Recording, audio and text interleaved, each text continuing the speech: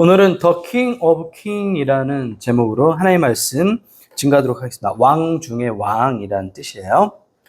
요즘 OTT 넷플릭스에서 인기 중에 방영 중인 연애 프로그램이 있습니다. 혹시 아세요? 네. 저도 제목이 너무 재밌어가지고 그냥 클릭을 한번 했다가 앉은 자리에서 6편을 연속으로 봤어요. 총 10편으로 기획되어 있고 이제 4편만 방영되면 모두 끝이 납니다. 제가 그 흔한 청춘 남녀들의 연애에 관한 프로그램에 왜 이토록 몰입해서 봤을까요? 여러분이 그 이유를 이 예능의 제목에서 알 수 있을까요? 모태솔로지만 연애는 하고 싶어. 모태솔로지만 연애는 하고 싶어. 여러분 주위에도 생각나는 사람들이 있죠? 이 프로그램은 연애를 제대로 해보지 못한 20대 남녀 각각 6명이 열흘 동안 자신의 짝을 찾는 예능입니다. 모태솔로여서 사랑에는 서툴고 보고 있으면 고구마를 하나 먹고 있는 것처럼 답답할 때가 있어요. 왜냐하면 너무 잘 몰라. 그 바닷가에서 조금 돌 있는데 그런데 여성이랑 같이 가면 어떻게 해야 돼, 영빈아? 여성과 바닷가에 돌 같은 데 있는 데를 걸으면 어떻게 해야 돼?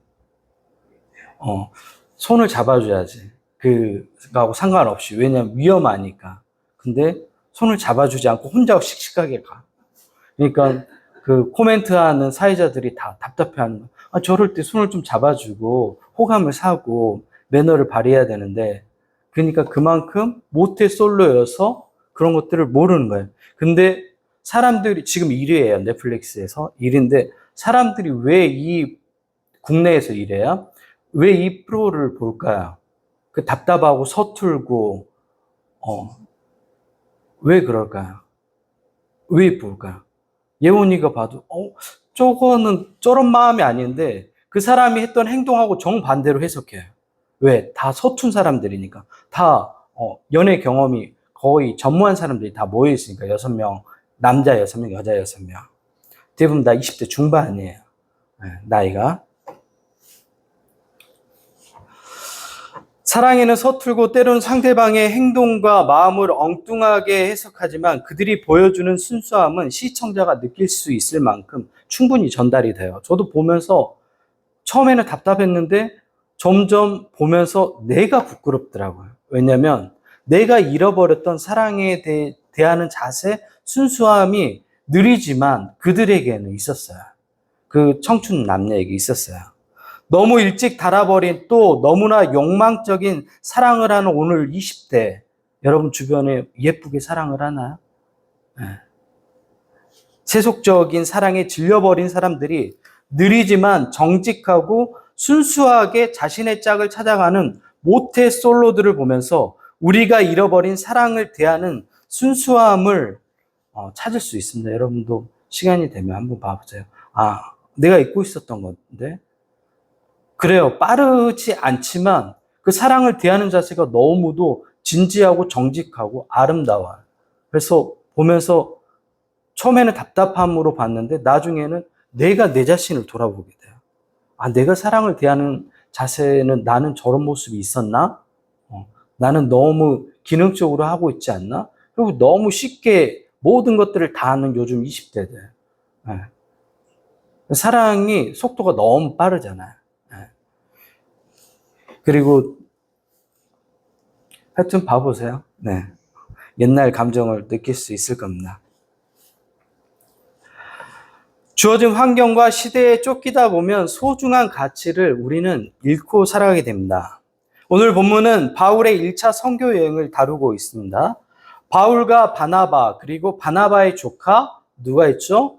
마가복음을 쓴 마가 요한이 1차 선교 여행을 하고 이 여행의 가이드가 누구냐면 마가 요한이었어요. 우리로 얘기하면 여행 가이드예요. 마가 요한이.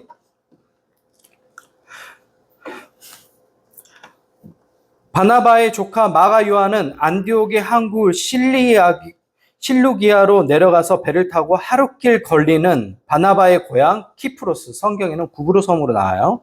구브로의 섬으로 향합니다. 그들은 살라미아에 도착해 유대인의 여러 회당에서 하나님 말씀을 전했습니다. 그리고 섬 맞은편 바보로 가기 위해 한 걸음 더 나아갑니다. 그는 다시 바보에서 배를 타고, 바보가 지명이에요. 바보, 우리가 얘기하는 바보가 아니에요. 네. 육지에 있는 밤빌리아에 있는 버가에 도착합니다. 그때 이 여행에서 지친 여행 가이드가 누구라고 얘기했죠? 마가 요한이라고 했잖아요. 이 마가 요한이 도망쳐 버려요. 이 선교 여행이 너무 힘들니까. 가이드가 도망치면 어떡해요? 여러분이 필리핀 여행 가는데 여행 가이드가 도망쳐 버렸어요. 엄청 당황스럽잖아요. 그래서 이 일로 나중에 바나바와 바울은 절친이었어요. 절친이었다고요. 근데 이 마가 요한 때문에 우정에 금이 가요. 그리고 성경에도 이게 기록되어 있어요. 두 사람은 선교 여행을 다시는 함께 하지 않아요. 누구 때문에? 마가 요한 때문에. 왜? 바울은 마가 요한을 같이 데려가면 안 된다고 얘기해요. 왜? 한번 도망쳤던 사람이기 때문에 이 사람은 다음에 갈 때 똑같은 행동을 할 수 있다. 그래서 바울은 안 된다고 얘기해요. 하나님의 거룩한 일을 하는데 그렇게 쉽게 저버리고 도망친 사람은 어떻게 하냐. 불안해서 못 하는 거죠. 근데 바나바는 어떻게 해요? 친척이잖아요. 그러면 객관적인 판단이 불가능해요. 왜요? 가족이기 때문에. 그래서 또 한 번 기회를 주자. 그래서 이거 가지고 두 사람이 항상 마음이 하나였거든요. 근데 피 터지게 싸워요. 그리고 나중에는 갈라서요. 이 내용은 이제 사도행전 후반부에 가면 더 살펴볼 겁니다. 그토록 선교회를 위해 힘을 합쳤던 두 사람이 마가 요한으로 인해 갈라섭니다. 바울의 일행은 이제 마가 요한이 빠져 있는 거죠. 바울의 일행은 버가에서 다시 피시디아 안디옥에 이르고 회당이라는 곳에서, 회당은 어떤 곳이었냐면 예루살렘 성이 멸망하죠. 바벨론에 의해서. 그리고 바벨론으로 포로로 끌려가요. 이방 땅에 포로로 끌려간 사람들이 예배할 장소가 없잖아요. 그러면 그곳에서 뭘 해요? 자기네들끼리 모여서 하나님께 기도하는 공간, 말씀을 나누는 공간들을 만드는데 그곳의 시작이 바로 회당이었어요. 그러니까 회당은 성전이 사라지고 난 이후에 하나님의 말씀을 나눌 수 있는 유일한 장소였던 거예요. 이게 회당이에요. 그 회당에서 안식일에 바울의 일행이 이 회당에 들어갑니다. 그리고 율법과 선지자들의 글을 읽습니다. 매주 회당에서 토라를 낭독한 다음에 히브리어로 된 선지서를 읽는 하프타라는 1년에 몇 개씩 나눠가지고 읽는 내용이 있거든요. 네, 그것을 읽습니다. 그 다음에 읽고 난 다음에 회당장이 바울의 일행에게 혹시 사람들에게 할 말이 있으면 이야기하라고 얘기해요. 이에 바울이 이제 사람들에게 손을 들면서 집중시키고 그 유명한 바울의 설교가 여기서 나와요. 바울이 사도행전에서 3번 설교를 하는데 이게 첫 번째 설교예요. 바울의 설교는 내용이 어땠을까요? 굉장히 탁월했어요. 왜냐하면 지성이 굉장히 탁월한 사람이었기 때문에 구약 전체를 요약하는 설교를 오늘 우리가 읽었잖아요. 그 설교를 합니다. 우리가 사도행전 여정에서 만난 사람 중에 설교를 정말 잘했던 사람 있죠. 누구였어요? 스데반이에요. 네. 스데반. 사도행전 7장에서 나왔죠. 이 스데반이 바울하고 동문이에요. 우리로 얘기하면 하버드 동문인 거예요. 가마리엘이라는 당시에 가장 유명한 학자 밑에서 수학했어요, 같이. 그러니까 뛰어난 선생 밑에서 배웠으니까 둘 다 뛰어나겠죠. 네. 바울의 설교가 그만큼 사람들을 설득할 수 있는 그런 능력 있는 논리를 가지고 있었습니다. 바울은 말합니다. 우리는 애굽 땅에서 나그네 된 백성이었고 하나님께서 큰 권능으로 애굽에서 우리를 건져내셨다고 얘기해요. 그리고 광야 40년간 이스라엘 백성들이 어떻게 했죠? 하나님을 끊임없이 괴롭혔어요. 하나님은 어떻게 괴롭혔죠? 이스라엘 백성들이? 40년간 하나님을 괴롭혔단 말이에요. 이스라엘 백성들이. 어떻게 괴롭혔을까요? 예원이가 엄마를 괴롭힐 수 있는 방법이 있어. 아빠를 괴롭힐 수 있는 방법이 있어. 뭘까? 뭘 것 같아? 아빠, 엄마가 얘기한 정반대로 행동하는 거야. 정반대로. 전혀 반대로 행동하면 돼. 그러면 엄마, 아빠를 가장 상처 입힐 수 있어. 내 엄마, 아빠한테 복수하고 싶어. 그러면 어떻게 해야 돼? 엄마, 아빠가 얘기한 정반대로 행동하는 거야. 이스라엘 백성들이 이랬어요. 하나님이 말씀하신 그 말씀하고 정반대되는 행동만 40년 동안 했단 말이에요. 그래서 성경 뭐라고 얘기냐면 바울이 얘기했다. 하나님이 참으셨대요. 40년간을. 이 광야에서 하나님께서 그 많은 기적을 보여주고 인도하셨는데도 불구하고 감사하지 않아요. 그게 이스라엘 백성들의 모습이죠. 가나안 땅에 정착하기까지 몇 년이 걸리냐면 450년이 걸려요. 그 백성들이 인간의 왕을 요구했고 기스의 아들 사울을 이스라엘 통일 첫 왕으로 세웁니다. 그리고 사울에게 40년간 왕권을 위임해 줘요. 하지만 40년간 하나님께로부터 위임받은 왕권을 가지고 사울은 어떻게 했어요? 처음에는 굉장히 사울이 좋은 사람이었어요. 겸손한 사람이었고 낮은 마음으로 사람들을 섬기는 사람이었어요. 하지만 사울의 마음이 변하는데 2년밖에 안 걸렸어요. 그리고 변하고 자기가 그 왕권을 가지고 사람들을 억압하고 자기 그 왕권을 유지하기 위해서 심지어 자기의 아들뻘 되는 다윗도 죽이려고 했어요. 요나단하고 친구잖아요. 너 어떻게 그렇게 해요? 그만큼 어리석은 인간이 된 거예요. 형편없는 사람이 됩니다. 하나님의 약속하신 대로 이후에 다윗을 왕위로 세웁니다. 하나님은 하나님의 말씀에 순종하는 마음에 합한 사람을, 자신의 뜻을 이룰 사람을 자신의 대리자로 세우십니다. 그리고 다윗의 후손 가운데 이스라엘을 구원할 자가 나타난다고 예언했는데 그분이 바로 예수님입니다. 왕 중 왕, The King of Kings라고 말합니다. 23절입니다. 하나님이 약속하신 대로 이 사람의 후손에서 이스라엘을 위하여 구주를 세웠으니 곧 예수라. 예수님이 바로 이스라엘을 위하여 예비하신 구주라고 얘기합니다. 그리고 예수님이 우리 조상, 예수님이 이스라엘의 조상이 누구에게 죽여달라고 얘기하냐면 빌라도에게 죽여달라고 요청을 해요. 제가 얘기했잖아요. 이스라엘 사람들이 끊임없이 배신한다고. 그리고 성경 말씀대로 예수님이 나무에 달려 죽습니다. 하지만 시편에 기록한 것처럼 주의 거룩한 자로 썩임을 당하지 않게 하시리라 하신 것처럼 예수님은 죽음에서 부활하십니다. 그리고 예수님의 힘을 입어 믿는 자마다 하나님께 의롭다 하심을 얻게 해 주셨습니다. 이것이 바울의 설교의 내용이에요. 바울의 설교는 많은 사람들에게 울림을 주었고 바울이 이제 이 말씀을 마치고 나갈 때 사람들이 몰려서 얘기하는 거예요. 다음 주에도 이와 비슷한 말씀을 해달라고 요청하는 거예요. 설교가 끝났는데 다음 주에도 오늘 같은 설교를 더 해달라고 얘기한 거예요. 지금까지 이런 복음의 메시지를 들어본 적이 없어요. 그리고 그 다음 주에는 얼마나 많은 사람들이 모였냐면 그 비시디아 안디옥은 굉장히 발달한 도시였는데 그 지역 사람들이 거의 대부분 이 회당에 모여들어요. 뭐 때문에? 바울의 이 진리의 말씀 듣기 위해서 모여드는 겁니다. 바울이 전한 것은 복음이었습니다. 인간은 스스로 구원을 얻을 수 없습니다. 그래서 인류는 오랜 시간 구원을 얻는 방법을 찾았습니다. 사후세계가 없다고 부정해도 인간의 고행을 통해 죽음을 초월해 보려는 아무리 노력을 해도 결국 인간은 스스로를 구원할 수 없는 한계를 가진 존재임을 인정할 수밖에 없었습니다. 신의 죽음을 말했던 철학자 니체도 죽음 앞에서 굉장히 공포스러워했어요. 니체가 신은 죽었다고 선언했고 초인이 돼야 된다고 얘기했어요.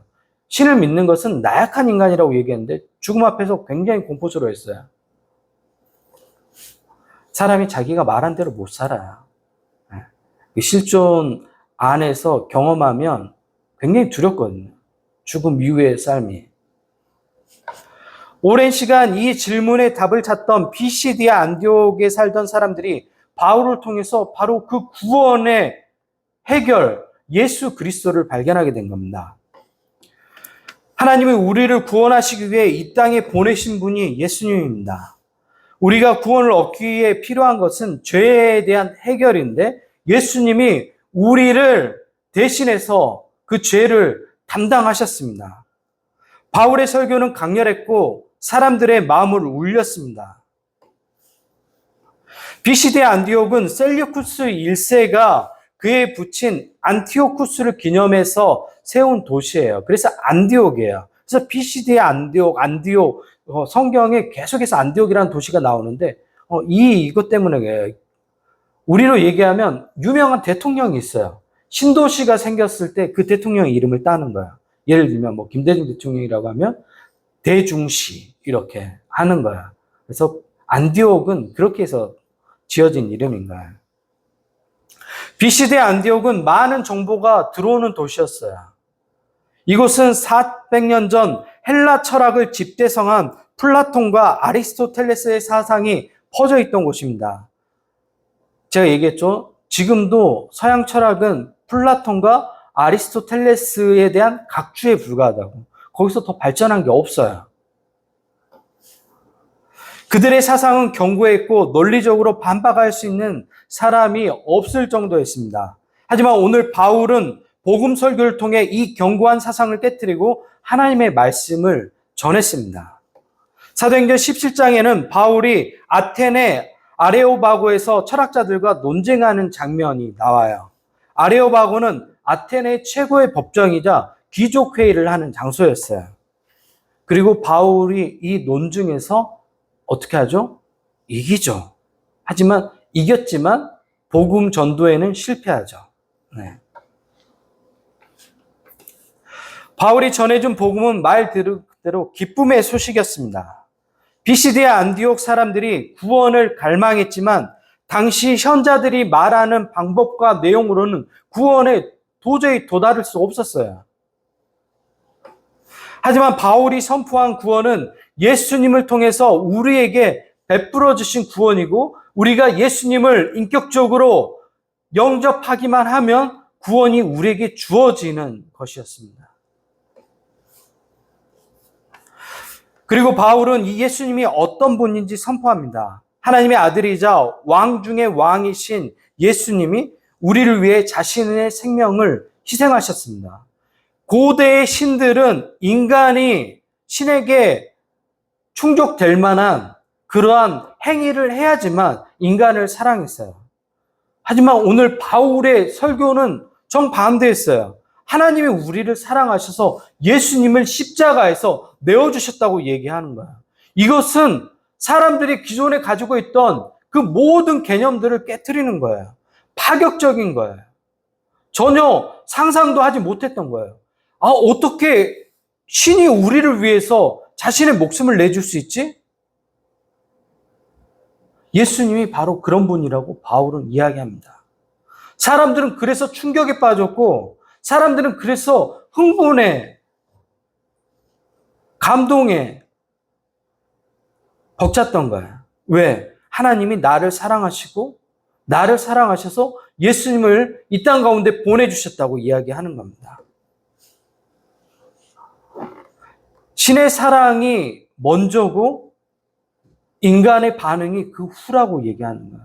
대부분 이방의 고대 당시의 신들은 인간의 행위가 먼저고 그 다음에 신의 사랑이 기브앤테이크로 주어졌던 건데 반대로 얘기한 거예요. 하나님의 사랑이 먼저라고 얘기하는 거예요. 그리고 그 사랑 안에 머물라고 이야기합니다.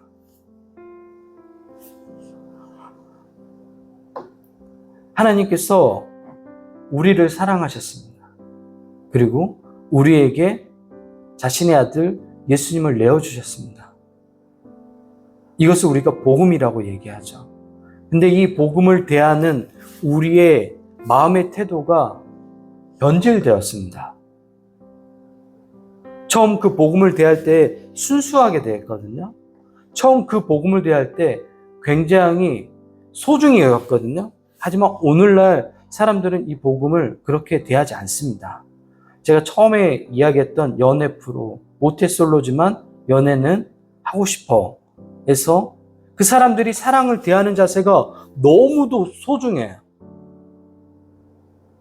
너무도 소중해. 너무 순수하고 그냥 나도 그걸 보면서 내 자신이 반성될 만큼 우리가 보통 모태솔로라 그러면 정말 좀 모자란 사람들이라고 평가하잖아요.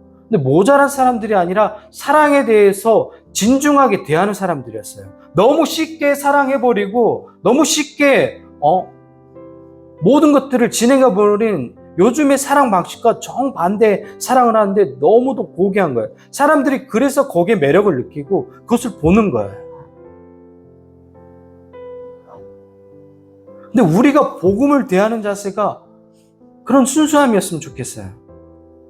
근데 요즘 어때요? 우리가 복음을 대하는 자세가? 하나님 말씀을 대하는 자세가 어때요? 그죠? 제가 가장 많이 보는 모습. 하나님 말씀 들으면서 딴짓 하면서 하는 거 저 별로 안 좋아해요. 그 굉장히 집중이 안 될 뿐더러 좋은 게 아니에요. 그래서 그 말씀에 집중할 수 있는 환경에서 듣고 해야 되는데 다른 거 하면서 하나님 말씀 들어봐요. 안 돼요. 어때요? 제가 만약에 여러분 제가 막 줄넘기 하면서 하나님 말씀 듣는다고 생각해봐. 굉장히 그 마음의 자세 다른 거예요. 저도 그렇게 안 하거든요. 걸으면서 듣는 건 괜찮죠. 집중할 수 있으니까. 거기에 집중해서 할 수 있는데 다른 것들을 하면서 하고 하는 거. 우리가 복음을 대하는 자세가 달라졌으면 좋겠습니다. 왜 우리가 그렇게 소중하게 대해야 되냐면 하나님께서 우리를 위하여 자신의 아들 예수님을 내어주셨습니다. 그리고 예수님께서 우리를 위하여 모든 것을 다 내어주셨는데 우리가 그 예수님의 사랑을 그렇게 가볍게 여기면 안 될 것 같아요. 어제 비가 의정부에 굉장히 많이 내렸어요. 중랑천 우리 교회 앞에 중랑천이 넘칠 정도로 많이 넘치진 않았지만 넘칠 정도로 제가 새벽에 나가서 겁이 나서 차를 옮겼어요. 왜냐하면 중랑천이 넘치면 저희 동아파트는 어떻게 해요? 바로 지하 주차장 물 바로 들어오는 거예요. 그래서 차를 빼가지고 장암 주공 2단지 쪽으로 높은 지대로 옮겨놨어요. 그리고 교회에 왔어요. 교회 이쪽을 봤더니 이쪽이 지금 배수로가 쓰레기로 막혀 있어가지고 물이 차고 있었어요. 그래가지고 배수로 다 치우고 물 빼고 그때가 새벽 3시였거든요. 그리고 동아파트 주변에 전체 배수로를 돌아다니면서 배수로가 청소가 제대로 안 됐더라고요. 어떻게 했을 것 같아, 내가? 그 배수로 그 철로 된 거 뜯어내갖고 흙 털고 다시 집어넣고 동아파트 전체를 다 했어요. 바깥 라인 해가지고 저쪽까지 20개가 넘어요. 제가 그 동아파트를 위해서 그렇게 했는데 동아파트에서 제가 한 수고를 알아준 사람이 누가 있을까요? 우리 집 가족도 몰라요. 다 자고 있었으니까.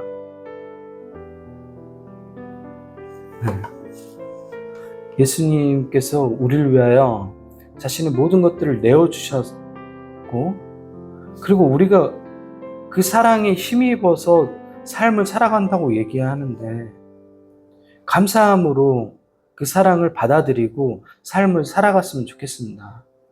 예수님이 왕 중의 왕이라고 이야기하면서 우리가 왕을 그렇게 대접하면 안 되죠. 우리를 위하여 모든 것들을 내어주셨고 우리에게 새로운 살 길을 열어주셨는데 심지어 죽음 이후에 또 다른 여행을 하는 그 여행 티켓을 우리 모두에게 허락하셨는데 우리가 너무 그분을 함부로 대하고 있는 것 같아요. 우리가 복음을 다시 순수하게 대했으면 좋겠습니다. 그래서 한 주 살아갈 때 복음을 여러분 마음 가운데 새기고 새롭게 시작하는 여러분 모두가 되셨으면 좋겠습니다. 말씀을 사모하십시오. 기도하겠습니다.